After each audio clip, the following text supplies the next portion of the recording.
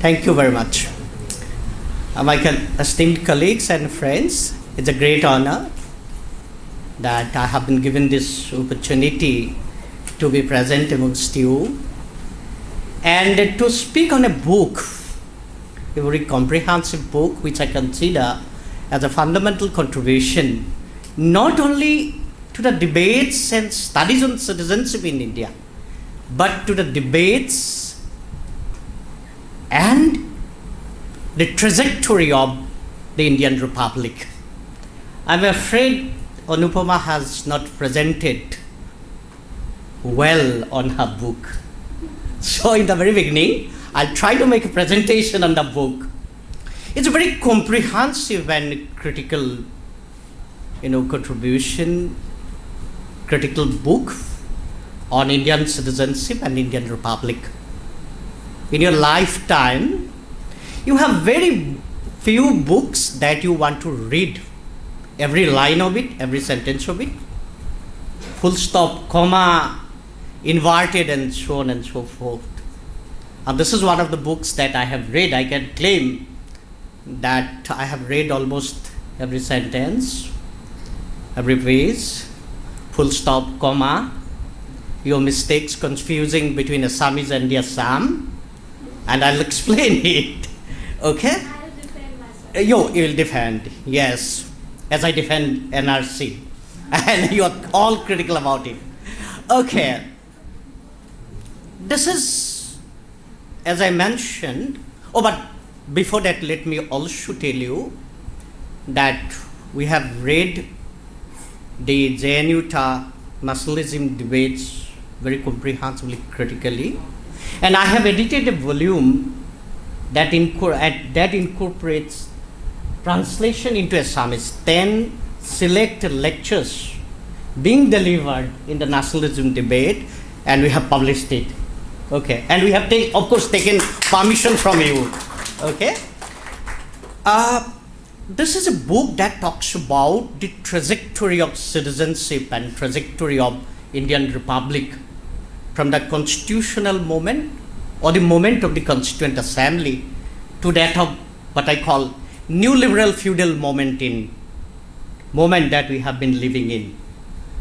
The constitutional moment or Constituent Assembly moment marked by the ethical, moral, universal and inclusive concerns despite having lot of challenges brought about by the partition, brought about by the trauma, tragedy, violence.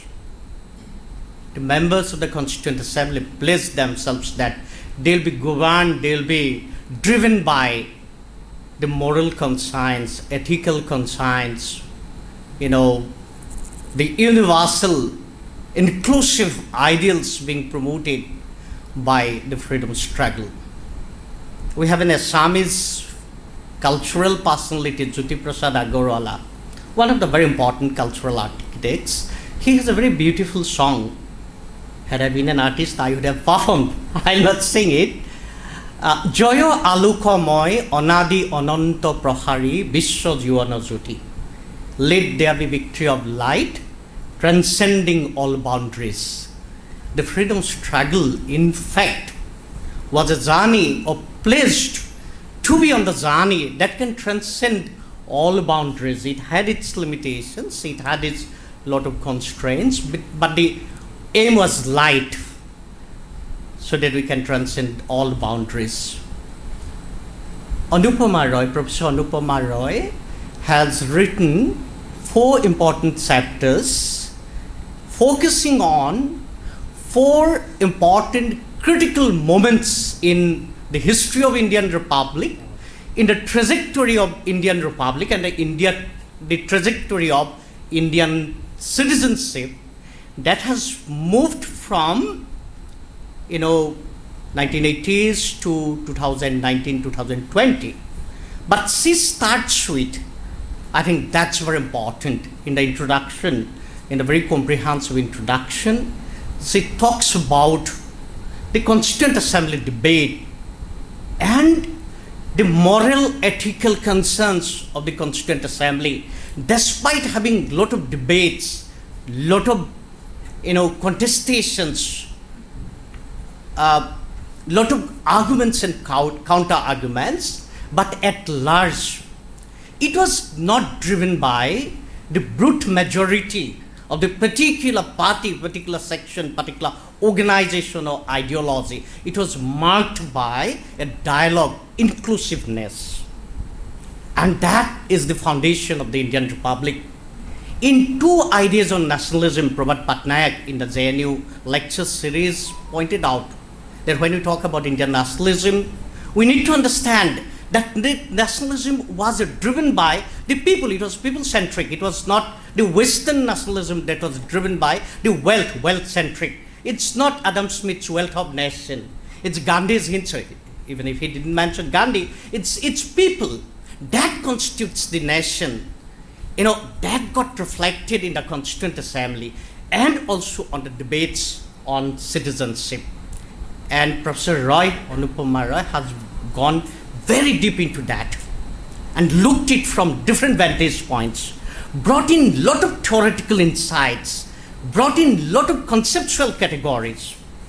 Even if she has said that she is particularly looking at law, but looking at law within the frame of regimes.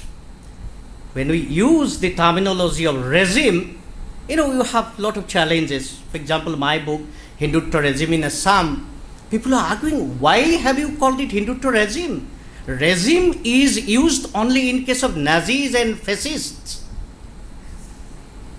How come you dare to use it, the terminology or phrase of regime? Professor Anupama has gone, further. Even on the issue of citizenship, she has used the terminology of regime. Regime, all of you know that it talks about the entirety. And the very interesting dimension, interesting part of her writing is that she's looking at law, but law is not in a single track. Law is encircled by the ideology. Law is encircled by the kind of communities that you live in. Law is encircled by the political processes, political economy. Law is also encircled by popular narratives, folk, and so on and so forth. Therefore, when we read Anupama Roy, we are reading the state, we are also reading the political economy, we are reading the folk narratives that is being co-opted and used by the state authorities in bureaucratizing the political processes, citizenship processes, and so on and so forth. Therefore, her contribution is not only on citizenship, her contribution on the trajectory that we have been passing through. That needs to be kept in mind. She has written 4 core chapters. As I teach in MA classes, we get students from remote corners. It's very difficult to understand it. Therefore, I act like a school teacher even in the postgraduate classes, and I am not acting differently now. 4 core chapters. One is hyphenated citizenship, basically talking about NRC, and it is specifically in the context of Assam, and I elaborate it. Bounded citizenship, talking about the CAA, in Assam we call Ka. So I am reminding, when I say Ka, don't take it otherwise. And Professor Anupama was also very confused when I was saying Kev and Ka. He said, what is that Ka? I said CAA, we call it Ka. So this is talking about how the citizenship has transited from birth to the belonging, descent and the belonging, very comprehensively dealt with that. Then the most important contribution, and I said it, and she hasn't talked about it, liminal citizenship. You can also have what she has called split citizenship, fractured citizenship, half citizenship, and that is about the returnees and new citizens brought about by land border agreement treaty between India and Bangladesh that has enabled to exchange the enclaves, not only the territory, also of the people. And this is I think one of the most important contributions of the book that we have talked about NRC very comprehensively from different vantage points, also about CAA and CAB, but not about the retirees. We also have half citizens in the country, and she has done it entirely, almost entirely based on her fieldwork, ethnographic studies, and she has given a lot of insights into that.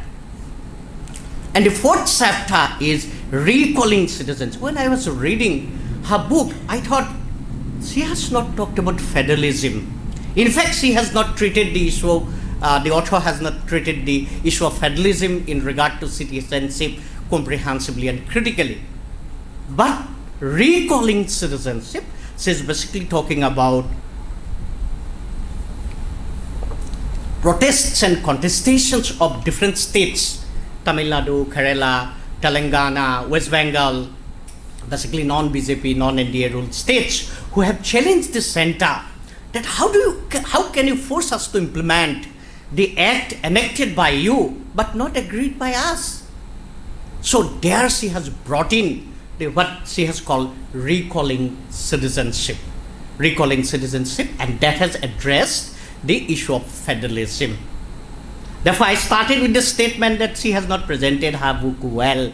It is more comprehensive, it is more critical, it is more insightful, theoretically very rich, and very importantly, she has brought in new categories, conceptual categories in understanding citizenship, in debating citizenship, like hyphenated citizenship, like bounded citizenship, liminal citizenship. These are only few. She has used more and more, not only used, she has also substantiated more and more conceptual categories that make us understand the citizenship trajectory, citizenship processes.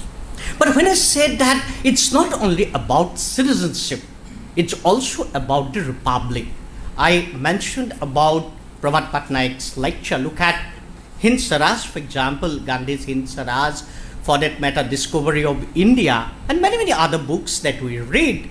We find that our notion of the nation and nationalism was something unique to us, and that is embedded into anti-colonial movement, and anti-colonial movement was something that constantly challenged the regimes, challenged the colonial authorities, and that got reflection in the Constituent Assembly. As I said, despite all challenges and all troubles that members of the Constituent Assembly were at least concerned with that. Now, this book, that even though that particularly focuses on 1986 to 2020, through her introduction, comprehensive introduction, she has also focused on the trajectory from 1946 or 47, 48 to that of 2022. Now, look at this trajectory of the Republic, journey of the Republic, and that gets reflection in the book through the vantage point of citizenship. What has been the journey? The journey has been, as I said, from the light, should I say darkness? I'm afraid, I'll not be in a position to be very comfortably go out of it, But it's a darkness that we are encircled by. Now, this darkness has been brought about by the political economy that has also, made us very obsessive about our identities, very parochial in our approaches. When I say we, I'm not meaning you and me, I'm talking about the entire society and the regimes. Prabhat Patnaik, whatever happened to imperialism and other essays, and very interestingly, 2003 publication, if I'm not mistaken, Retreat to Unfreedom. Retreat to Unfreedom, he has talked about it. This journey of India has been from 1947 or 48 to that of 1990, 95, 2010, and so on and so forth, has been from Swaraj to Unfreedom. And in the debates on citizenship, we get a lot of reflections of it. As I said, and remember, this is one of the very important things that she has done with, particularly with NRC. As I said, I have been one of the defenders of NRC, and I was presenting a paper while the first draft was presented or released. I still defend NRC, but the arguments will be different. I'm not doing it today here, but I'll indicate why. So, looking at NRC, I think I have also written in Hindutva regime in Assam, Saffron in the Rainbow, I have written a very comprehensive chapter on NRC. But when I read Professor Anupama Roy's chapter on hyphenated citizenship, basically focusing on NRC, and my chapter on NRC, I find that I have very limited ideas. And while doing it, she has not, as I said, she has not looked at only at the law, and she has seen it or investigated into the law very comprehensively, every clause, every word, every concept which has been used, but she has also looked into, and that's very important, how this state, in the process of bureaucratization of citizenship, has used local music, local culture, local traditions, local emotions. We have a very famous singer, Zubin Garg. You know, if some of you are from Assam, you'll be knowing Zubin Garg otherwise is very anarchic. You never know, he's performing in a stage, and if there are some, something around, he'll be jumping there, doing all anarchic thing that anyone can do. He does everything, but he's so popular. Now, Zubin Garg has sung a Bihu song for the NRC, and that has been used by the NRC authorities so as to bring validation, so as to bring, legitimacy to NRC.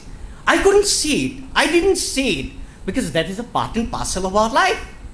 So, Anupama Roy's observations, looking at judicial pronouncements, looking at the state laws, looking at the parliamentary debates, state assembly debates so comprehensively, so critically, and contesting, remember.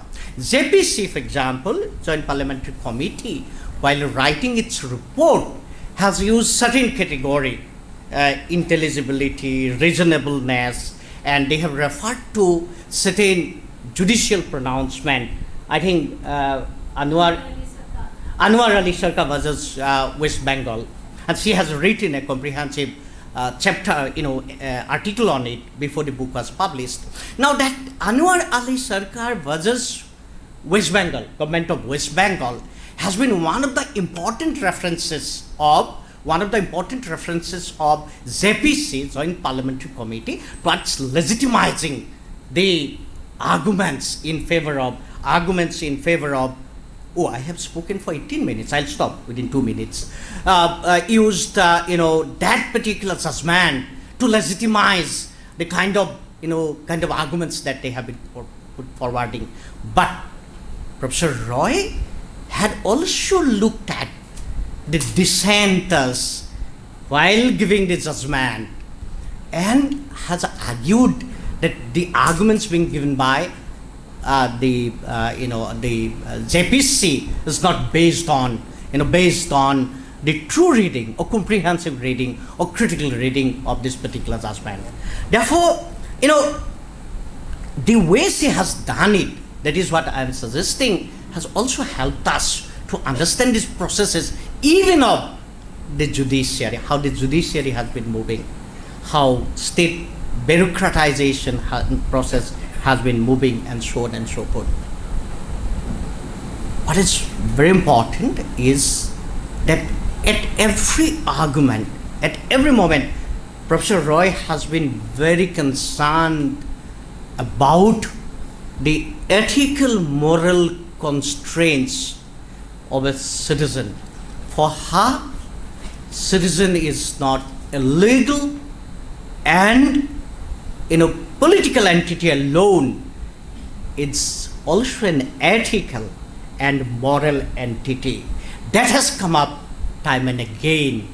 And by her contributions, as I said, focusing from hyphenated to that of this recalling citizenship, bounded citizenship, she has also exposed the republic. When I say republic, I'm not telling that all people. I'm talking about the way the state has attempted to drive this republic from ethical, moral, conscience of the Constituent Assembly to that of brute majority of the parliament, which has proved to be very brutal for the republic and for the citizens of the republic. I think this is her contribution, and I think most of you will be reading the book and will immensely be benefited, enriched by reading this book. So I stop here, and if Professor Roy wants to respond, or I have few queries, if time allows, we'll have an opportunity to interact. Thank you very much.